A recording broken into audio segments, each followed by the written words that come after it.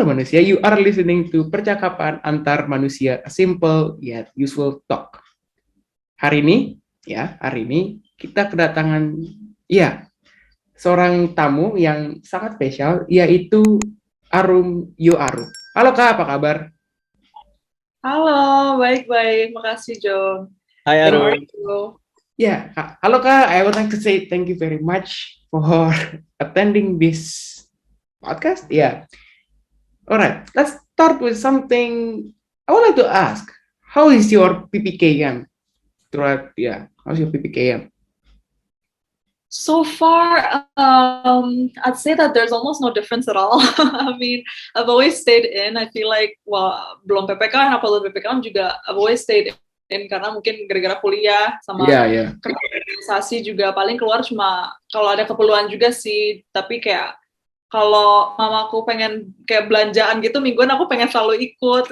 Gitu aku pengen keluar kayak sekali gitu kan. Jadi so far so good sih. Still quite packed but everything's good. I mean okay, that's your PPKM, but how's your progress, your organization like hand to hand throughout this PPKM? Buat organisasi sih jujur we've faced so many problems and challenges ya, mungkin karena our organization kan 100% itu we completely rely on donations. Jadi it's really tragic how this pandemic ini kan it resulted in so many people either that's losing their jobs or banyak banget masalah, everyone's going through something ya kan pas PPKM. Jadi for students especially yang istilahnya rely on hand to hand untuk biaya sekolahnya itu pasti lumayan susah lah. Tapi for me and the team sih, for us there's no excuses. Kita selalu coba come up with innovative systems and new mechanisms and projects buat gimana caranya kita menggalang dana untuk anak-anak kita bisa sekolah lagi gitu. Oh yang kemarin yang itu yang you have a donation that cost 31,000 if I'm not mistaken. What's that donation for? I forget. That's right. We actually partnered up with PPIA Monash. Jadi itu perkumpulan mahasiswi dan mahasiswa Indonesia yang sekarang lagi belajar di Monash, Australia. So we partnered up with them, kita bikin open donation, sama webinar juga yang langsung di-led by the children dari anak panti asuhannya. So we were able to raise that much money, and so far itu kayak bener-bener milestone banget buat hand to hand. That's probably the itu that's so abundant ya. I mean itu gede banget. That's the biggest donations we've received so far. Jadi we're very very thankful. If I may ask nih Kak, between 2020 and 2021, both kan masuk pandemic nih. Which one is more hectic? Yang paling hectic tuh tahun lalu atau tahun sekarang? Kalau pertanyaannya sih lebih hektik yang mana? Ini life in general atau buat organisasi hand-to-hand aja? Maybe both point of view. Both point of view ya. Menurut aku kalau lebih hektik sekarang jauh lebih hektik karena sebagai manusia kan istilahnya we progress, we want to better ourselves. Aku juga orang yang selalu pengen challenge myself gitu kan. Jadi I'd say that sekarang tuh jauh lebih banyak responsibilities-nya, tanggung jawabnya, sama juga kerjaannya. Tapi pas awal 2020 itu yang baru-baru pandemi banget, itu aku lebih susah sih di situ. Karena aku tuh orang ini banget misah banget loh, kayak di rumah ini tempat istirahat, di luar itu tempat bekerja. Tapi begitu kita masuk pandemi pertama 2020 itu buat kita we have to be accustomed into a new environment di mana kita kerja dalam lingkungan yang harusnya kita istirahat gitu kan. Nah itu pertama buat aku bener-bener susah banget. Tapi sekarang kita ini no excuses again, kayak this is what we have to do. Ini semua orang juga kayak begini. Jadi I'd say that it was the hardest pas pertama aku harus get used to the new normal sama sekarang gitu sih. Kayak transisinya gitu ya, it's like a shocking transitions, right? How was it buat kalian? Siapa dulu nih? Jojo first lah. Oke. Kita kan udah kelar kuliah kan? Udah kelar SMA. Deno lagi gabut karena dia gap year. ya. Jadi dia nunggu Februari 2022, which is like that long. Kalau gua itu lagi fokus kayak podcast sebelum kayak pas lagi nanti kuliah nggak tahu mau lanjutin lagi apa enggak. Cuman ya ini lagi fokus-fokusnya podcast karena ya mau kerjaan apa lain sih selain ginian gitu. Sibukan So, then, 2020 2021 Jo. Hah? Sibukan 2020 2021. Kayaknya kalau bilang sibukan itu kayaknya sama-sama aja sibuk sih, cuman Sama. iya soalnya kan ya ada juga waktu leha-leha, waktu istirahat santai gitu dari sama-sama aja lah kalau gue bilang. I mean, cause we are graduate high school ya, Kak Arum kan kuliah, and I bet it's more hectic than we are at the moment. So sama kayak Kak Arum, when of course pas awal-awal transisi to work at home, itu agak susah, cause like when you I'm just going to add what Kak Arum said, right? If you work from home in your bedroom, you're not accustomed to study work in your bedroom. Your bedroom is for sleeping, right? For contemplation. So I guess itu hektiknya. In 2021 mungkin di awal-awal tahun pas kenaikan kelas, but now it's more of relaxing, just for now. So yeah. Talking about school, talking about school. Let's talk about something that we usually get in school, which is education. Yep. Now, Kak, what's your perspective in education? My perspective on education. Let's narrow it down a bit. Education di Indonesia atau education in what like a specific topic gitu nih. Karena education kan broad banget nih. Ya. Oke. So, ya, in Indonesia lah. In Indonesia ya. Ya. Oke. Sebenarnya I feel like ini my perspective, so for the listeners out there, for the audiences, whoever are listening, please keep in mind that this is purely my understanding and my perspective on things. So correct me if I am wrong, feel free, but this is purely what I think. Jadi pemulanya aku started to have this mindset about, ternyata sistem edukasi Indonesia ini kayak gini. Itu sebenarnya half of my life so far, itu aku tinggalnya di Korea dulu. Yeah, so I lived in Korea until I was a primary, terus pindah ke sini gitu kan, sekitar SMP jadi akhir SD sama SMP tuh aku di sini gitu. Jadi for someone that lived in a country yang no poverty, no underprivileged population, aku ke sini kontrasnya kan lumayan besar tuh. Jadi aku sempat culture shock. Aku culture shock, di mana aku pertama, I would say that I'm fortunate enough to have a house, my family can afford a living, but I wouldn't say that I was raised in a high class family, di mana aku bisa observe underprivileged people around me, gitu. Nah, itu aku mulai belajar, ternyata there is a problem di sini. Ternyata there is a problem, dan kenapa aku bisa meng-identify that there is a problem, karena I've lived in a place that such problem didn't exist before. Jadi aku ngerasa kayak all these people know gitu kan, kayak there's this problem there, di mana the poverty rate in Indonesia is extremely high. We have a population of about 270 million. However, still millions and millions of not even children, some adolescents juga, they're not getting quality education. Kenapa aku bilang quality education? Banyak yang udah dapat pendidikan, but not quality education. What I see is that sebenarnya anak-anak Indonesia, whether that's students or no matter what age they are, no matter what races, what religion they are, ini salah satu custom that I see in this country is that everyone is so ambitious and rajin. Yeah. Sayangnya, they're not given the full opportunity untuk foster their full potentials. Dan itu aku kenapa bilang aku quality education tuh di situ, karena a lot get education but not quality education, karena there is a difference. And apalagi ya, I think that education in general, if we go out to a broader spectrum a bit, I think that the flaw of our system currently itu banyak banget yang istilahnya students like us. Aku juga belum lama, baru lulus juga kan, baru setahun kuliah sama kalian. So I've been in a like you guys before. Aku ngerasanya ya, kalau aku di sekolah tuh, aku ngerasa kayak robot yang istilahnya dikontrol karena orang-orang, especially teachers or the whole system itself, ngelihat aku sebagai nilai, not a person. Jadi aku ngerasanya we have to change that a bit. Kenapa kita ada yang namanya IPA sama IPS doang? What about the other realms of education? Apakah musik tidak edukasi? Sure. Apakah seni tidak bukan edukasi gitu kan? Jadi I think it's important for young people like us to apa yang kita mau, passion kita di mana, and pursue in that no matter what, apa ya, kayak kita tuh sebenarnya nggak boleh didefinisikan dengan angka. Itu sih. I think that's the flaw to it, but definitely everyone needs education.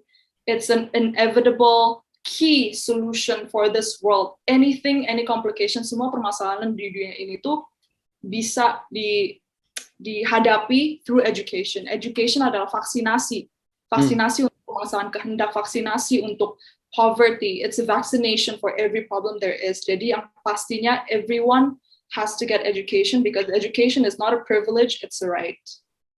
Would you also agree, Kak, misalnya in the fact of what you said earlier, kan we have IPA and then IPS and then the other realms such as music, arts, maybe other things like sports, right?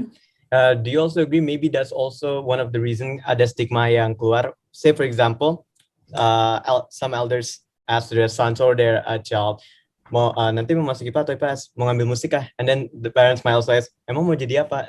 Would you agree like that might be the case as well? I completely agree because just like what you said, Beno, I have an older brother and his passion is in music. He would spend hours and days and even, sleepless nights and producing music, trying to make music. He can play every instrument there is.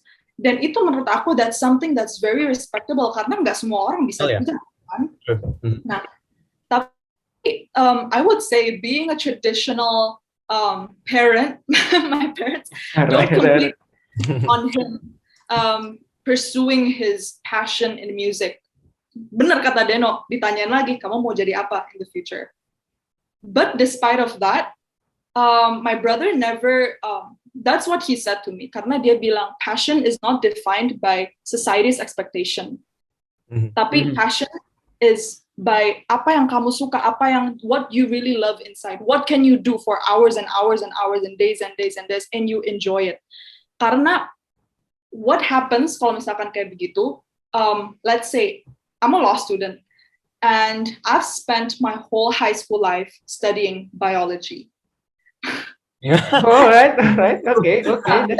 That's true. And trust me, I love biology. I love the subject itself. But if I had the opportunity to study anything else that fitted into the realm of law, I think I would have done so much better. Karena aku merasa kepaksa karena I don't know if you guys realize ya, tapi kayaknya di society ini ada stigma. Sama kayak yang Deno bilang, ada dua IPS, IPA. Anak IPA tuh lebih pinter.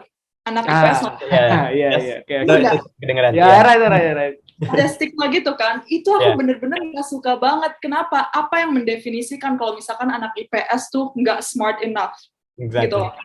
Karena I feel like a lot of, aku nggak tahu ya beberapa sekolah itu that I know kayak begini. Kalau misalkan anaknya rapotnya lumayan tinggi, mereka suggest kamu udah masuk IPA aja. So I'm like, so what? Why can't they be in IPS? Kalau misalkan passion mereka di situ, let them be there gitu kan? I'm one of the victims of it gitu loh. Jadi apa ya? Aku ngerasanya kalau misalkan I don't like doing it, even though if I get good scores, that doesn't necessarily mean that aku suka gitu, you know what I mean? Everyone can get a good score kalau misalkan mereka ada motivasi untuk belajar.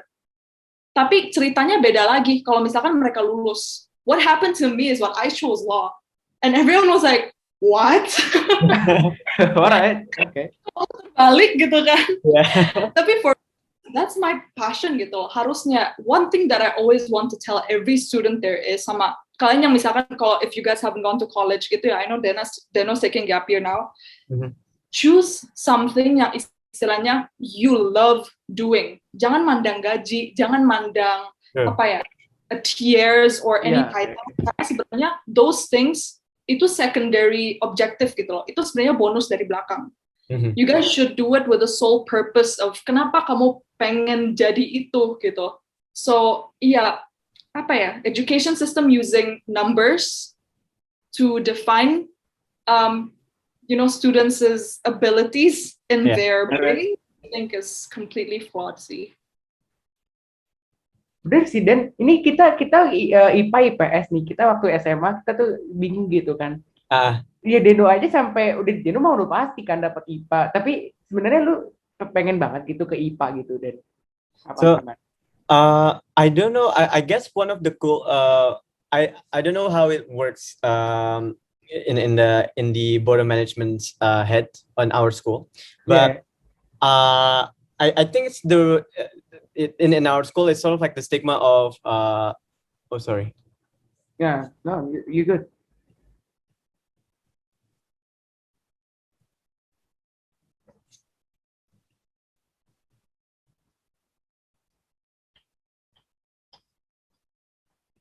Can you guys hear me now? Yeah, I can hear you. I'm so sorry. Right.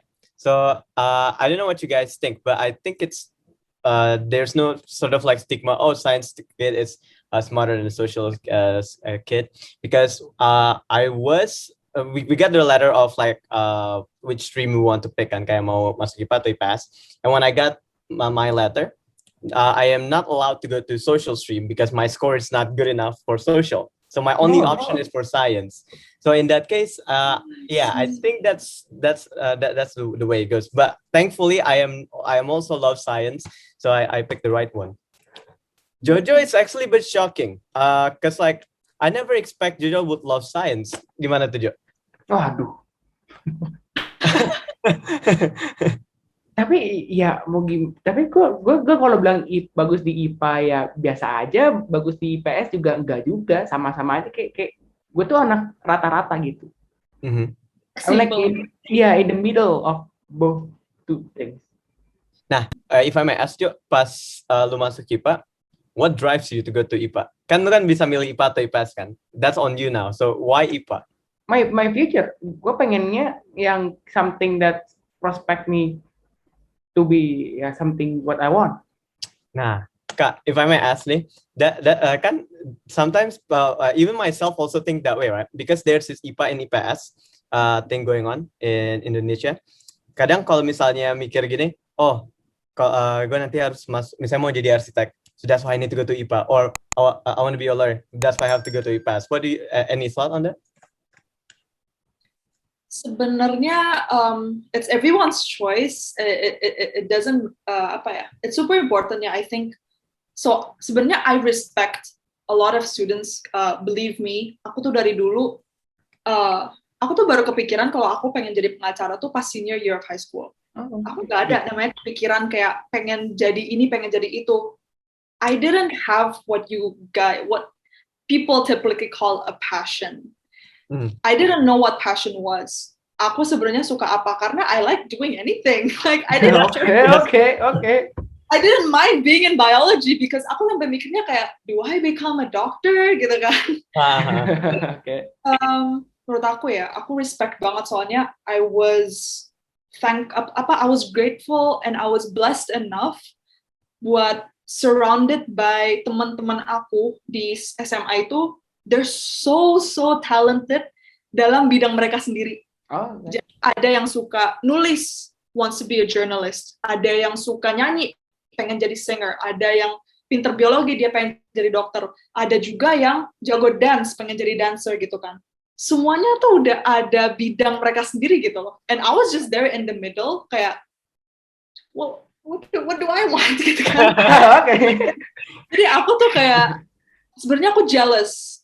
Sampai aku pernah depresi gitu, kayak aku kayak lost, aku bener-bener ngerasa lost gitu, kayak ini bener gak sih perasaan gue kayak begini gitu, kenapa it seems like semua orang di sekitar gue tuh udah tahu mereka pengen jadi apa in the future, mereka pathnya kemana sampai nih, sama kayak kalian, kita tuh dikasih pilihan juga kan, mau pilih subjek apa, science stream or general stream gitu kalau kita. Nah, anak-anak udah pada milih nih gitu kan, they didn't even talk about, they're like, I know where I'm going. I always struggled with that. Jadi menurut aku sih respect banget sebenarnya. It's a good thing if you figured out what you want in an early stage of life, karena menurut aku preparation is everything. Sama kalau misalkan lu udah punya keyakinan, kalau misalkan lu pengen jadi sesuatu, you want to be a certain person, kayak I want to be a lawyer, I want to be a singer or a musician or a producer atau apa gitu, itu menurut gue sih that's a very it's a very special gift sih menurut aku ya, karena not a lot of people struggle with finding passion, dan thankfully I found mine. Jadi gue lebih tahu nih ke depan arahnya kayak gimana. But there is a but in that. I think that there's no rush ya buat students. There's really no rush karena I don't know how people define kalau misalkan I'm good at this or I like doing this gitu. Ada yang namanya fixed mindset sama growth mindset. Zaman sekarang itu banyak banget students that fixate their mind. Namanya they're stuck. Mereka ini stuck dalam fixed mindset. Kenapa? A lot of us are raised dalam ekosistem yang dimana kalau misalkan orang tua kita atau orang-orang di sekitar kita atau guru-guru kita bilang, Deno dapat 100 di matematika, passion kamu matematika. Oh. Jonathan dapat 100 di science, passion kamu science. Benar nggak? Kalian pernah nggak gitu? Aku juga kayak gitu.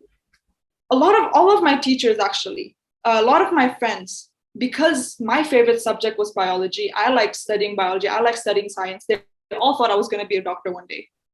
Until I got in uni and I was like, I'm a law student. Everyone's like, excuse me? How did that happen? But begini, kasih ruang untuk diri kalian to explore. Don't be in a fixed mindset, be in a growth mindset, di mana kalian selalu allow yourself to grow in a way that kalau misalkan you guys are good in this thing, belum tentu itu tuh passion kalian. Karena kalian harus explore dan cari sesuatu di luar sana. Kalian di dunia ini tuh besar banget gitu loh, for you to stay in a fixed mindset. Go out there, explore, karena God knows, you try another thing, you could be better at it than the thing you were good at. Jadi menurut aku itu sih, getting out of a fixed mindset and having the growth mindset. Tapi kalau misalkan lu udah yakin, this is my thing, thumbs up, good for you. But don't forget that there's always room for improvements, room for explorations, gitu. Oke. Mantap. Nah, tadi Kak Rum juga bilang, you've mentioned before, kalau ada yang kita yang fortunate sama yang nggak fortunate. That's what you done in hand to hand. You did, yang gue lihat ya kemarin waktu itu pernah gue sempat lihat itu ada online learning di hand to hand, ya. Now, gue mau nanya nih Kak, is it really effective for online learning for those who are not like us, like unfortunate? Okay, very good question actually. I love this. Sebenarnya gini, we provide online learning to our partnering orphanages. Yeah, I'm not going to mention karena itu confidential, their confidentiality. Tapi we do have partnering orphanages yang istilahnya kita bantu. And one thing about hand to hand is that we reckon dan kita we're familiar with whoever we work with, dan kita udah tahu their daily life conditions, what they're capable of, what they're not capable of. Dan I would say that online learning is not as effective as offline learning. Karena learning itself is an interaction. When we learn online, it restricts us from interacting. Jadi efektivitasnya tuh pasti turun, pasti lebih rendah. However, when we teach to those underprivileged children who day to day don't get education at all, then in one way or another, our online learning process give them some beneficiaries, di mana itu bisa jadi suatu bentuk bantuan untuk mereka, gitu. Because for you to see it as like this, it's better for you to give something than give nothing, ya kan? Yeah. During this pandemic, they struggle a lot by going to school itself. they don't go to school because they can't go to school offline. Can they join online learning school? They can't, because they don't have the gadgets for it. No Wi-Fi, no packets. They don't have internets like us. That way, we provide an online learning. They have one device they can share with. We give them a curriculum for them to learn with, and it's completely free. And the way I like to see it is, kenapa kita provide online learning for these orphans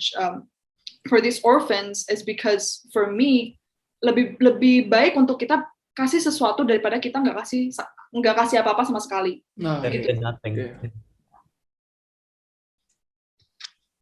Jadi ya misalnya jadi kalau kita misalkan nanti kan kementerian mau kasih laptop ya kepada anak-anak yang belum punya laptop gitu buat tetap komputer online, buat sekolah online.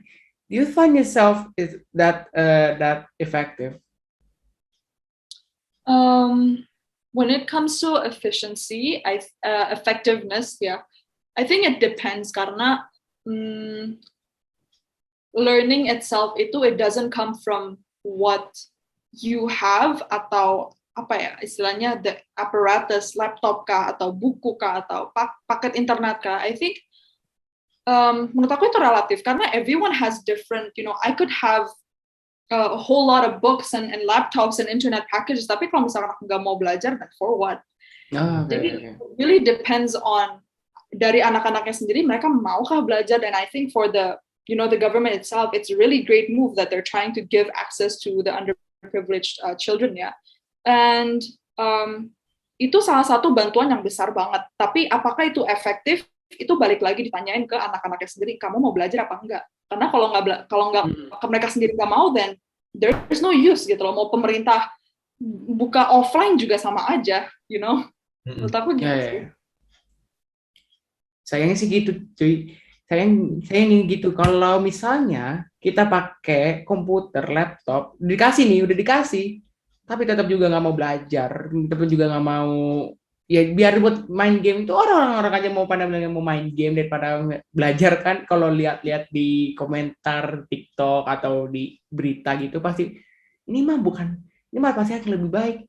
Ya kalau tujuannya buat belajar ya aman-aman aja kan. Masalah ini orang-orangnya pasti mau lebih daripada belajar. Gitu. Now, talking about education, ada yang namanya belajar, studying. Now, gue mau nanya ini Kak. Actually ada yang bisa mengganggu kita dari yang namanya belajar. Itu mental kita atau mood. Sama nggak sih sebenarnya mental sama mood tuh dalam namanya belajar gitu? I think mentality sama mood sih ada perbedaannya, but to dig deep into the topic a bit, I do agree. I really do agree sama kalian kalau misalkan ada yang namanya mood yang bisa ngeganggu istilahnya our studying routine gitu sih. Jujur, I don't want to be a hypocrite, kayak no matter how much I have to study, kalau aku nggak mood, aku nggak mau. Okay. Kita sama aja kok semuanya.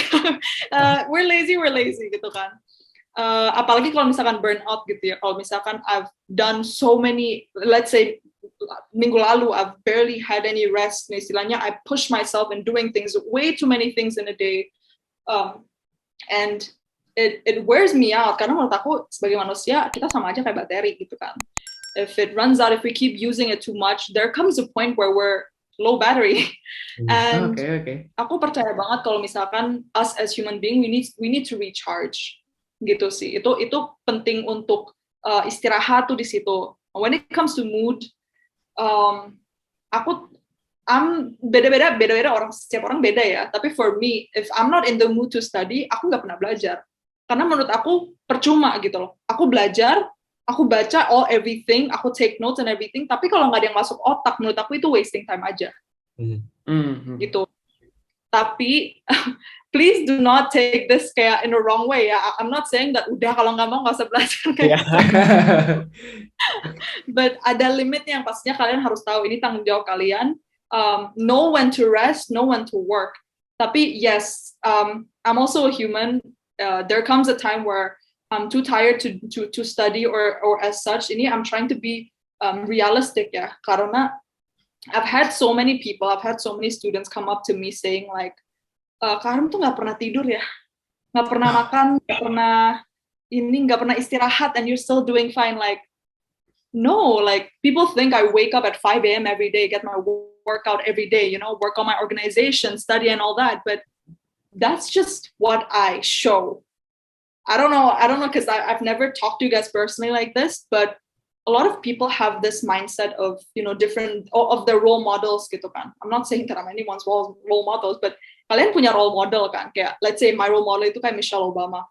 Aku mikir dia tuh sempurna gitu loh. Ceritanya nggak kayak begitu. Like, she doesn't wake up at 5 a.m. every single day. Pastinya ada beberapa hari yang istilahnya she takes her day off, She doesn't work out every day. She doesn't eat healthy every day. She doesn't read or works every day. Dan itu kayak, you guys have to know how to differentiate between reality and Instagram. Yeah. Gitu sih. Penting banget buat istirahat. Like, no matter how much I always tell people, you can work hard, you can do this, come on. But at the same time, I always tell them, kayak, remember to rest. Karena kalau misalkan kalian nggak rest and all you do is worn out, nanti percuma. Like, you're not being productive. You're busy. Yeah. There's a difference. And apa namanya, kayak speaking of like role models and etc., I guess there's also sort of like apa ya, fault in the way we try to be productive, like what Karim said. It's like sometimes people go into YouTube channel terus kayak ada video yang kayak follow this person's morning routine and blah blah blah, and then when we actually do it, we do that every day, it gets boring. It's just ruin our mind. Jadi kayak sama aja bohong in the end. It's not that productive. Benar. Aku setuju banget. About that, I've actually watched a YouTube video of, kalian pernah nonton nggak sih? Kalian pernah search nggak sih di YouTube yang kayak successful people morning routine? Okay. Sumpah ya, aku nih pernah ngeliat video this one YouTube channel gitu, dia bangun kayak jam 5 pagi langsung takes a shower, works out. I tried doing that. Itu pertama kali yang namanya aku biasa bangun jam 9 pagi itu pas pertama-tama kuliah gitu kan. Bangun jam 5, do workout gini-gini, 3 hari aku langsung sakit. And my mom was like, what the hell was I trying to do? Everyone has their own pace. Everyone has their own pace. Don't try to follow everyone else's. Set a routine yang cocok buat kalian sendiri gitu. Maybe pick like from this person, this is what works. From that person, that works. Then combine it. Maybe that's cool. I agree. Now, okay. Yeah. Gue kalau gue cara this is how we study ya. It's different. Kita tuh cara belajar kita tuh personally different. Kayak gua belajarnya pakai misalnya pakai dengerin musik lah, pakai nonton Netflix lah. Kalau si Deno sama Kak Arum, how do you study with you on your own? Deno dulu deh, aku pengen. Arum dulu. Awan dan listen to Kak Arum. Kakak aja dulu, kakak aja. Well, aku I'm just sama aja sih. I think it's same like any other person. Nothing special. Aku cuma baca, take notes sambil denger musik, and that's it. And trust me, I do get distracted too when my phone's next to me. Okay. Yeah. Kalau Deno gimana? Dari tadi kita ngobrol tentang kayak education etc. It just amazed me how I can relate to what Kak Arum says in a way. When Kak Arum says kayak study has something to do with mood, not just the gadgets etc. That's true. Kadang aku kalau misalnya belajar, I would rather not spend 7 hours studying when I'm not in the mood. I would rather find my peace and then just do 1 hour of study. That works better for me. So my kalau gue sih, kalau in terms of kayak system ya, I'm a bit of an old school textbook, walaupun handwriting aku cacat, but but just find the best mood. Itu sih kalau aku. Jojo, it's a bit interesting. Jojo, you mentioned lebih suka apa namanya with friends group ya? Kalau that's friends group itu tuh kan itu juga sangat membantu gitu kan. Kayak gue disuruh ngapain nih, oh gue ikutin dia nih, gue liatin, oh kayak gitu. Misalkan kayak lihat-lihat exam mate Kak, jadi exam mate itu kayak buat nyontek, apa sih nyontek ya? Bukan I nyontek know sih. what exam mates are, honey, trust me. Oke, ya, iya kayak gitu exam mate yang buat nyontek, buat lihat-liatin soalnya nanti ke depannya mau gimana gitu. Like that's me. Now, what's your plan or strategy before studying? Before studying. Um, my plan, I wouldn't say that I have any plan. If I have to study, I just get my ass up and study. But I always plan my day ahead. Jadi aku, because kadang buat aku agak hectic gitu ya, kayak kebanyakan gitu. Sometimes aku tuh kayak, jadi it's all tangled up in my mind. It's like I would like do this one thing, terus aku tiba-tiba keingetan kayak, oh I have to do this other thing. Tiba-tiba ngerjain yang itu lagi. Jadi I always have to make like a list of things I have to do sama prioritas tuh yang di atas. Jadi I get things kayak done satu. Dan kalau misalkan begitu di to-do list aku namanya study time, udah kayak HP matiin, everything distraction matiin langsung study. Jadi I don't have a strategy or a certain plan karena for me kayak motivation just comes from within. Jadi yeah, for me it's just like no excuses, bro. Like put your phone down, put any distractions down, get your study done, move on to the next thing, quick. Nah, Kak, you mentioned about to-do list. I guess I want to ask this question because I always get this answer, but I never get the chance to actually ask this. Kayak, well, I'm not, even though it's ironic that I've been in organization, but personally, I'm not really that organized in terms of what I'm doing. I do things done, but I never make a to-do list, right? And most people sometimes suggest me to make a to-do list. I did, but I think like I want to ask, it's not about how to make a to-do list, but how to be consistent in making to-do list. Any tips? Ini for me personally ya, aku nggak pernah bikin to-do list yang kayak paper based, terus kalian list down. Aku tuh by calendar. This is what I always tell people whenever they ask me about time management. I'm always like, never, ever make your to-do list with a single paper and list. You always do it by calendar. I'll see you right now. This calendar sits in front of my desk every day. I plan by ini, jadi kayak see, you guys can see that it's always like kayak gini terus gitu loh. And this is what I always can see kayak di depan mata aku. It's always there in front of me. Jadi I guess to be consistent is to have it like right in front of you where you can access it easily. Karena banyak banget nih orang yang pakai like online media sih ya, banyak yang kayak Google Calendar or Microsoft To-Do List gitu kan, or Notion gitu. Menurut aku it's no use. Kenapa you will waste your energy and motivation pas kalian buka itu dari laptop kalian. Why don't you just grab it langsung nulis? It's easier and it's a lot accessible. Dan kalau aku ngeliat kayak gini, every time I have a meeting and someone's like, oh we're gonna have this on Monday at this time, aku bisa langsung lihat, am I available on that time? Kalau enggak, I decline it, move it on to the next day. Jadi menurut aku, it's important to tahu tanggalnya berapa, waktunya kapan, that you guys are doing the exact task that you're putting on your to-do list. Karena di situ kalian bisa say yes or no to the things that you're being offered. Sama kalian tahu prioritasnya itu dari mana. What are the things that you guys have to get done first? Sama about being consistent, Deno, I hate to break it to you, I'm not the most consistent person. Okay. I'm not. And yeah, I hope this breaks your apa ya kayak the thought of people being super consistent and perfect on their to-do list. Karena trust me, I do make my to-do list. I have things on. You've just seen my calendar; it's filthy filled, and everyone's like, "How do you keep up your life with that?" But I'm also not the most consistent person. Aku juga masih belajar untuk lebih try and lebih be consistent about it. But yeah, that's just my tip on how to, construct your to-do list and gimana caranya like you can know what to do the next thing and the other. Got it. So the point is not to be consistent in a way, bukan kayak setiap hari blah, blah, blah, blah, blah, but in a way, even if you stop, go ahead, but come back maybe a bit later, like. Yang penting know your priorities sih. Got it. Tapi sebenarnya gue udah pernah lihat nih, Kayak pernah lihat di satu story, storynya Karum itu dia Kak Karum itu bikin monthly goals. You made a monthly goals.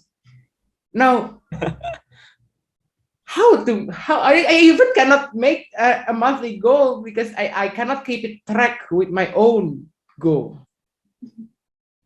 Menurut aku, monthly goal is so important karena what I have on my calendar is the smaller pieces that gets to where I want to be. I set a goal every month, as simple as try and eat healthy for just a week, or come on, you can do it just a week.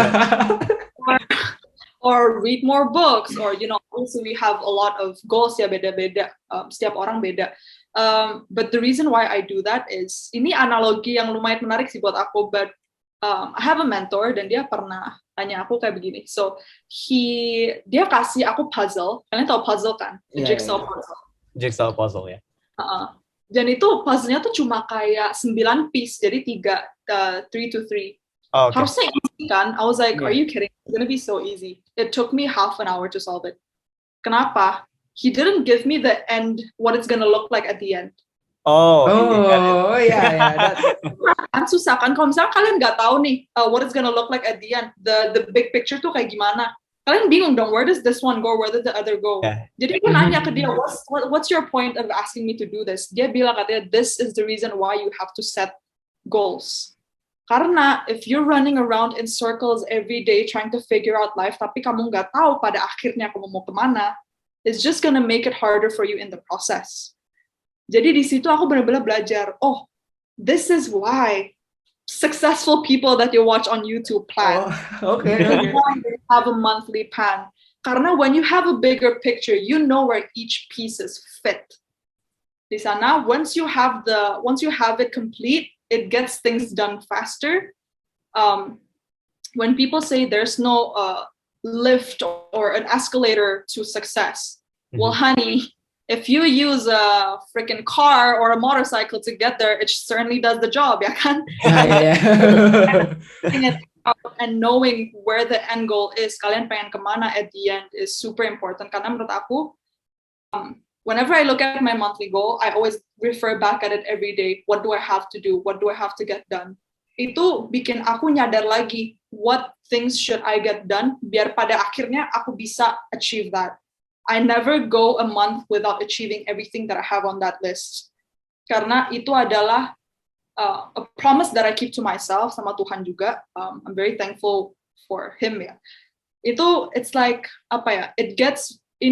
when I refer back, I have like udah belasan pages of this. When I refer back at it, and that's a satisfaction yang aku bisa ngeliat kayak I've done all this gitu.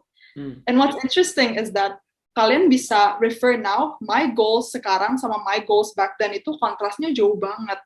That's when I can tell kayak, I really grew as a person gitu loh. Ternyata this is the obstacle gitu, dan bisa banget kelihatan kalau misalkan you guys do a lot of things now, you guys can feel like an outcast. You know when people say it gets lonely at the top? It really does. Tapi at the same time, once you reach the top, it's like, it doesn't matter anymore, karena for you it's like whatever, it's lonely here, but it was lonely at the bottom too, you know. Jadi stick to what you believe, no matter what people say. Yang penting lo percaya sama apa yang lo lakuin, have the goal, have the big picture, and make sure every smaller piece fits into it. Mantap. Alright. Now, so what's your plan, your future plan for yourself and hand to hand? All right, for hand to hand, really like sky's the limit. I think that there's so many things that I want to achieve, I want to do. I know that we're taking smaller steps, and I don't ever plan to stop what I do in hand to hand. But when it comes to life itself, although it can seem that I have things figured out, I'm a law student, I know what I'm studying, I have my own organization, but I'm not really sure yet to tell you, karena I've had the craziest experiences of studying biology my whole life and not a law student. But you know, one thing I can tell you is I'm excited for what's ahead. Aku selalu istilahnya apa ya? I'm very eager gitu. Aku selalu semangat untuk kedepannya. I'm very excited to see what the future holds for me. Tapi for now, aku nggak bisa kasih tahu kalian kayak what I want to be. Aku study law juga belum tentu aku jadi pengacara atau hakim. I don't know. It turns out who knows I'm a doctor, ya kan? Yeah. Menurut aku masih belum tahu, but when it comes to hand itself, we have big visions. We want to achieve a school, maybe, establish a school one day, or, really the sky is the limit. Anything that helps the children and helps the country itself, whatever it takes, we're willing to do it. Alright. Thank you Kak udah sepertiin waktu. And thank you Dan for being the co-host. I'm your co-host, man. Yeah, you're the co-host. Yeah. And thank you guys for listening to this episode. We'll see you in the next episode of Percakapan Antar Manusia. Simple yet useful talk. I'm Jonathan Wijaya, signing out. Bye-bye. Thank you, Kak Arum. Thank you, Kak. Thank you so much, guys.